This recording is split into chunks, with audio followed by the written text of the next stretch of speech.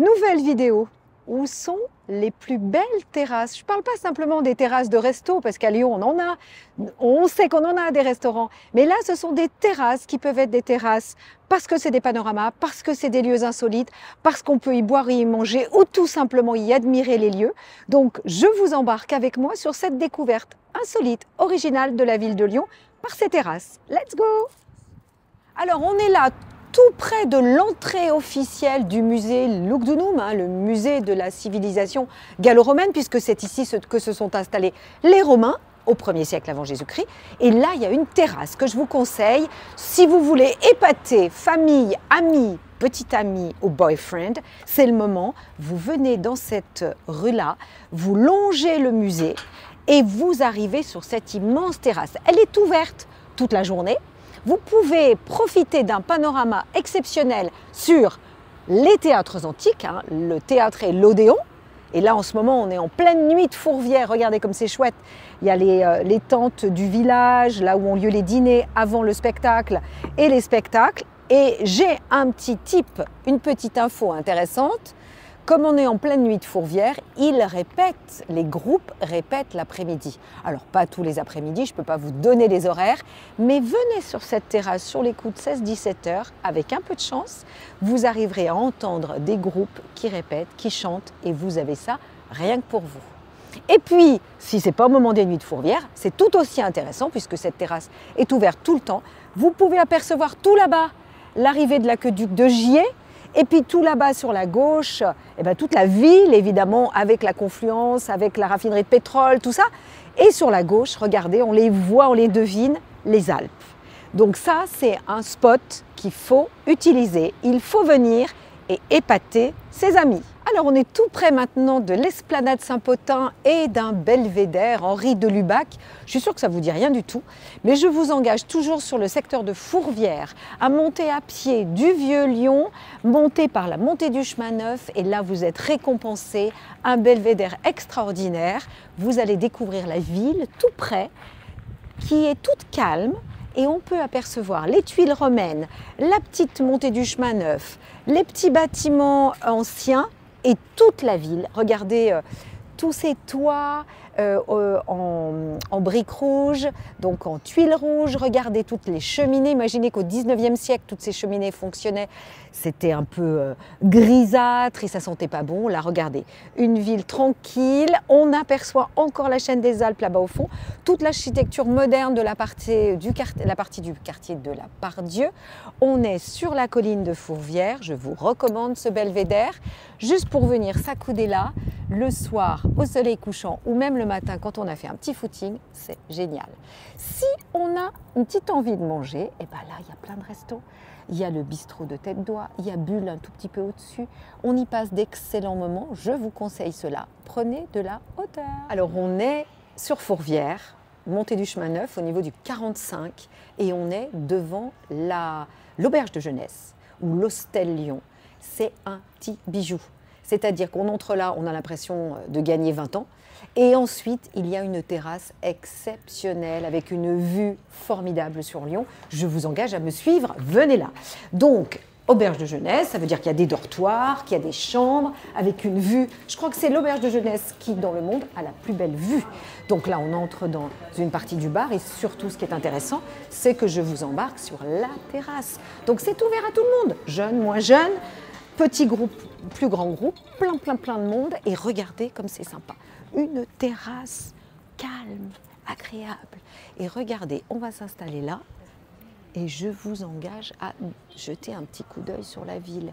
La ville, elle est là, juste en dessous de nous, toute calme. Et on aperçoit, au milieu des pigeons, sur cette jolie terrasse, on aperçoit la Saône, tout le vieux Lyon, on aperçoit tout le quartier de la Part-Dieu avec ses grands bâtiments, les toits de ce quartier du vieux Lyon, quartier Renaissance, une vue exceptionnelle, une terrasse au calme. Je vous engage à venir boire un coup quand vous voulez, avec des prix bien sûr très peu élevés. Voilà. un nouveau conseil. Alors on continue nos pérégrinations, on est devant une superbe horloge du 19e siècle et on est devant le célèbre musée Gadagne. Donc je vous engage à me suivre parce qu'on va monter sur un jardin suspendu tout en haut, un jardin qui est accessible à tous, pas besoin de dépenser des sous.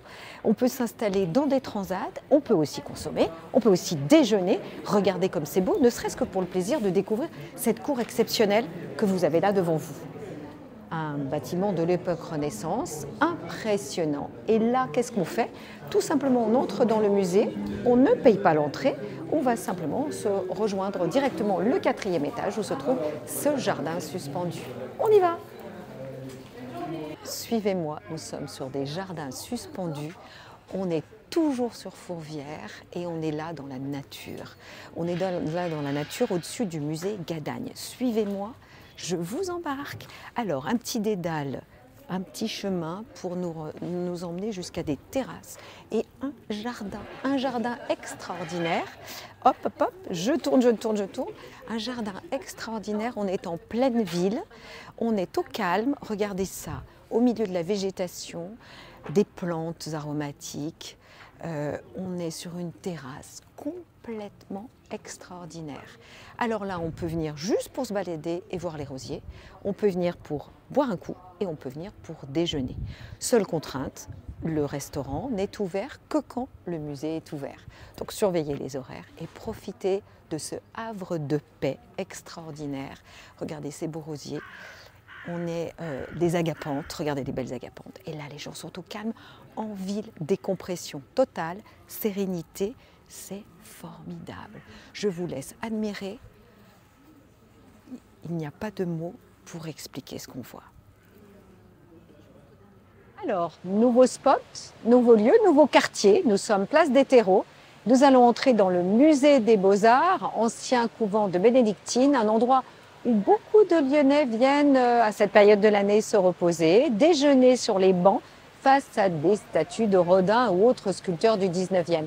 Je vous engage à me suivre parce que je vais vous emmener voir des lieux encore ouverts au public, pour certains gratuits, où vous pouvez épater vos amis, votre famille ou vos proches en leur disant que vous connaissez en exclusivité des lieux très insolites qui ne sont pas toujours connus. On y va! Donc, premier spot auquel vous ne pensez pas, c'est de vous installer dans le cloître, puisque c'était un couvent de bénédictines.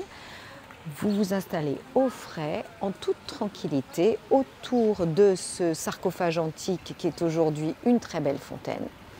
Et vous mangez votre petit pique-nique, votre plat du jour. Là, vous êtes bien, au calme, tranquille. Il suffit d'entrer dans le musée, d'indiquer au personnel que vous allez au restaurant et sur la terrasse du musée. Vous montez les escaliers et vous rejoignez la terrasse qui donne sur le cloître. Allez, on y va.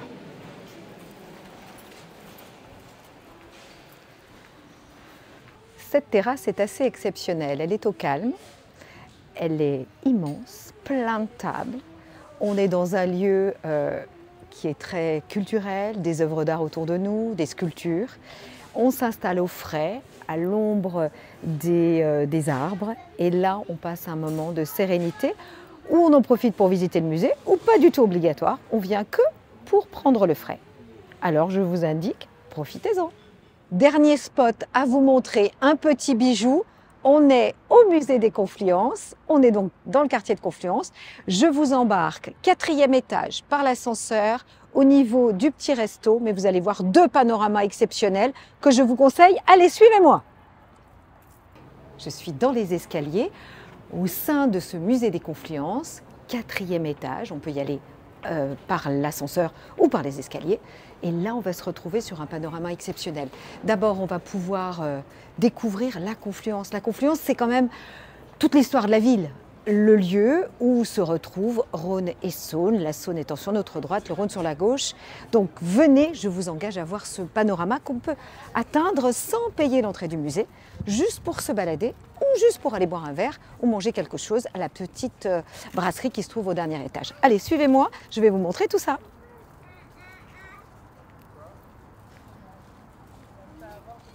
Alors, on va s'installer par là pour qu'on puisse avoir un petit coup d'œil sur les lieux. Regardez comme c'est beau.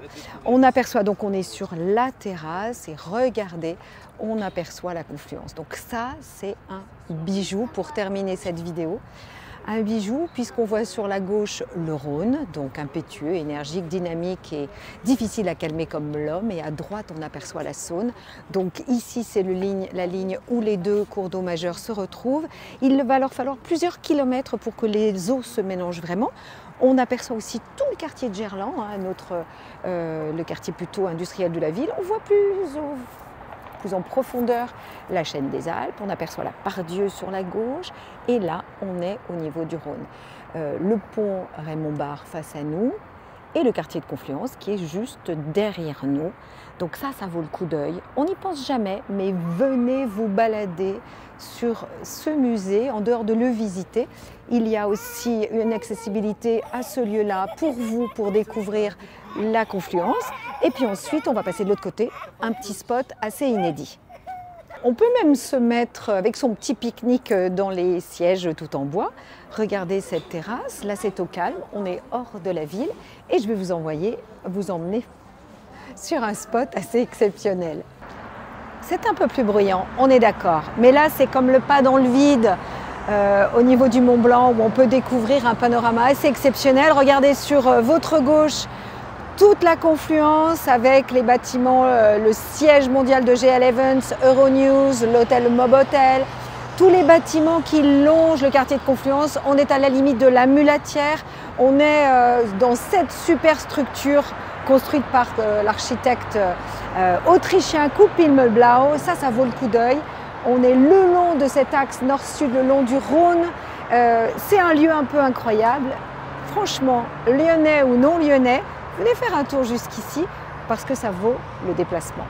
Cette vidéo sur ces lieux insolites à découvrir est terminée. Je suis ravie de vous avoir embarqué dans ces moments un petit peu différents.